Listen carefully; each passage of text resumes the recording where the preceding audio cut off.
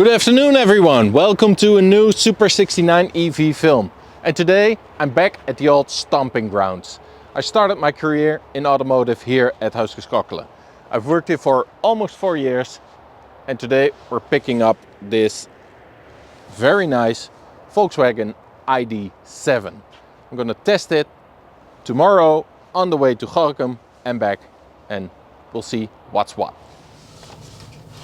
Good morning everyone, it's a 6:15 and we are off in the BMW, where the heart is full of. No, in the Volkswagen ID.7 on my way to Bergwerf BMW. And I fully charged it overnight. It has a 420 kilometers of range. And on the trip to Bergwerf, we are going to drive at 110 kilometers per hour. That's just a bit over the speed limit. In the morning it's always very busy on the roads, and I find that it doesn't really make a difference if I try to drive 120 or 110, but it does make a big difference in range. So let's see with how little usage we can get there. I'll reset everything and then we'll be on our way. First impressions are good. So as you can see here, I just resetted the screen and it now projects 550 kilometers of range. It was even 560 a kilometer ago, so I think that's kind of optimistic, but I'm really curious to see what we'll end up with. And I have resetted the settings and it uses 18.3 right now. So yeah, let's see. It's way too early to call it. So how did this test came to be? I work at a BMW shop and suddenly I'm back in a Volkswagen from Huiskes-Kokkeler no less, my old stomping grounds. Well, it all started when I was a couple of weeks ago with my family. We were in Wolfsburg, in Autostadt. It's a terrific day out for the kids, and yeah, quite into cars. So it all came together perfectly. My wife even enjoyed it. But while there, I was sending out Instagrams, stories that I want to buy a VW ID.Buzz. And Remco, an old colleague of mine, came in touch and he said, yeah, I get that, they're cool, but you should try the ID.7 because it's like an A8 from Volkswagen. What he doesn't know is that I basically despise the way an A8 drives, because it doesn't want to take corners at all. And it's not the biggest compliment, but I have to say it's a very comfy car. So, okay, fair enough. It's a really comfortable Volkswagen. Sure. I told him that he should stop drinking and that he probably already had enough. He then said to me, you should pick it up. Take it with you to Gorkum, test it, and you'll be amazed at how comfortable this thing is. Well, I always like driving new cars, so I'm not going to pass up an opportunity to live out my amateur car journalist dream. So here we are in the Volkswagen ID.7. And I have to say, he's not wrong. This thing is really comfortable. I'm becoming an old man, so I have everything in comfort, and I'm enjoying the Harman Kardon audio system. My seat is massaging me, and the steering wheel is heated, and the lights are exceptionally good. The Matrix IQ lights from Volkswagen are really good. A lot of range on them. Really impressed. Yeah, first impressions are really good. I will talk about the exterior and the interior a bit later on. The range is now 93% state of charge, and we have an estimated range of 491 kilometers. So it is properly efficient. It's now using 17 kilowatt hours per 100 kilometers, so 170 watt hours. That's slightly better than my BMW i3 does at 8 degrees, so proper efficient thing. Let's see how much range we have when we arrive in Gok. So, the inside of the Volkswagen ID.7. When you look at it, you immediately see that it's a Volkswagen. It has this screen in the dashboard, it has the large screen, it has a little cubby hole. Beneath that there's a lot of storage. And everything looks like really, Volkswagen-y. It's all very straightforward and very recognizable as a Volkswagen, and that's not a bad thing. It's very well put together. Everything feels solid. There's still some things I think could be better. We have the sliders here. They're now illuminated, yay. But still, a button would be better, as is the slider for the volume controls and these touch-sensitive buttons on the steering wheel. They're not as good as physical buttons, and I don't get it why the ID.7 didn't get them immediately. And I think if Volkswagen wants to do right by their customers, they should provide a sort of retrofit service for cars with the touch button steering wheels to get like a normal steering wheel. If it were my car, I would easily pay 350 euros afterwards to get the new normal physical buttons. We have the Harman Kardon audio system, which is really good. And last but not least, we have this roof that you can blind. It becomes like this milky sort of glass, which is really nice. Yeah, it's just a great place to be, honestly. The seats are very good. They are the Ergo active seats with massage and good support. Steering wheel could go a bit more towards the driver, I think. But maybe that's personal preference, and I'm used to a BMW i3, which has the best steering wheel to pull towards you from any car. And yeah, the software, we have to talk about it. It's way better than everything that came before.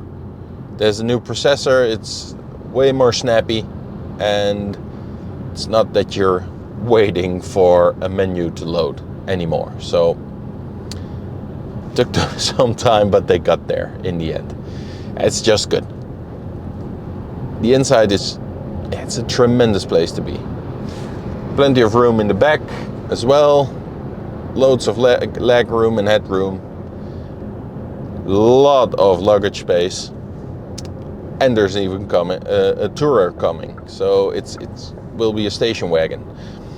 I think that might look a bit more bland than this hatchback version. But yeah, we in the Netherlands, we only buy station cars for those 2 weeks in a year that we go on holiday with the family. So it will probably be a bigger seller. Let's talk about the outside of the car. So we're a bit further on. Let's talk about the exterior of the Volkswagen ID.7. Yeah, I think it's a pretty car. It is a Volkswagen, so of course the design isn't too much out there. It's always a bit bland is not the right word, but it's not too much in your face. Won't offend anyone, but it's also never the case that someone will say, wow, what a pretty Volkswagen. It's just solid design, and I think it's a pretty car. It's 5 meters long, weighs 2,072 kilos. It has 286 horsepower, 77 kilowatt usable battery, 0 to 100 kilometers an hour in 6.5 seconds, and a top speed of 180, which I think is plenty enough. The lighting on the car is really nice. If you come home at night, it will do this little light show. Yeah, every modern car does that, of course, but still well executed. And yeah, plenty of space in the car. Because of the long wheelbase, it has the wheels pretty much pushed to the corners, so it's a solid piece of design of Volkswagen. And yeah, it's like I'm optimistic for the future. I wasn't for a long time. The ID.3 just wasn't good enough. The ID.4's, it's just transport. It's not fun to drive. It's not the best in its class. It's solid, but it's so dull. And the ID.7 really, it likes to take a corner. It's rear-wheel drive, of course. It's set up nicely. And this new DCC suspension is really good. They've done a proper job on it. Compliments to the engineers, because I'm not going to say it's A8 and i7 levels of refined, but it's really, really comfortable. Easily the most comfortable car in this class. And it's also very quiet. So yeah, I'm very impressed by everything so far. We're now only 53 kilometers from Gorkum, and we still have 72% state of charge and 378 kilometers of range. So yeah, that might be the most impressive thing. It uses 165 watt hours per kilometer. My i3 doesn't get that. It's really, really efficient. That's what surprises me the most.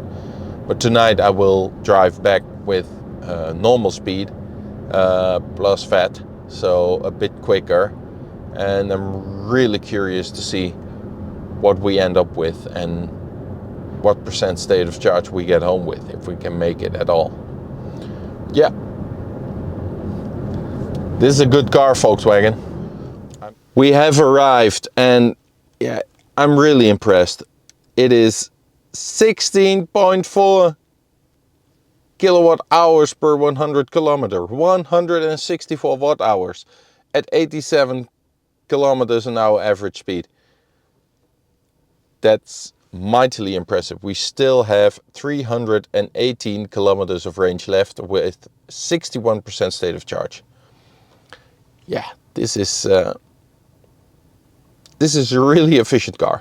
So, good evening everyone. I only took a few shots because yeah, the route is just the same as it was this morning.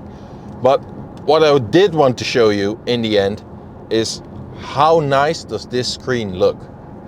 I just put on the brightness from the lights a bit higher, and I have to say I really like this interior. Quality is good, it's silent still, the head-up display is good. This touchpad button thing didn't work for a time.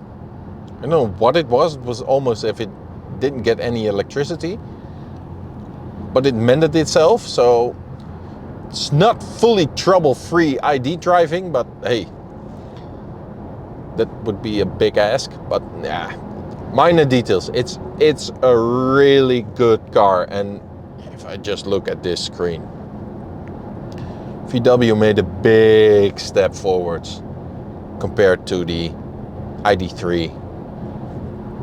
That was not an impressive car at all. And it's so efficient. I drive a bit quicker now. I drove between 110 and 160 the last bit. Just want to try out how it is at higher speed. And it still only uses 187 watt hours per kilometer. So it's still so efficient. That's one of the things that I find the most surprising about this car. So without further ado, I'm gonna end the video here because I think I've said everything about the VW ID.7 that must be said. And to come back to the start of this video and the reason for this video, my old colleague Remco telling me I shouldn't buy an ID.Buzz, but I should go for an ID.7 instead. Could that happen? I think it could. I think the ID.7 is a way better fit for me than the ID.Buzz will be. The ID.Buzz is definitely way cooler, but the fuel usage, it uses so much electricity. I think the ID.7 is the better choice for someone who drives this much kilometers, and it is truly impressive. I drove it, the comfort on board. I drove it with my colleague this afternoon, and she told me she thought it was it had air suspension, and that I found really peculiar. A lot of people seem to think it has air suspension, but it doesn't. So, thank you very much for watching. I hope you found this insightful. If you did, please subscribe to the channel.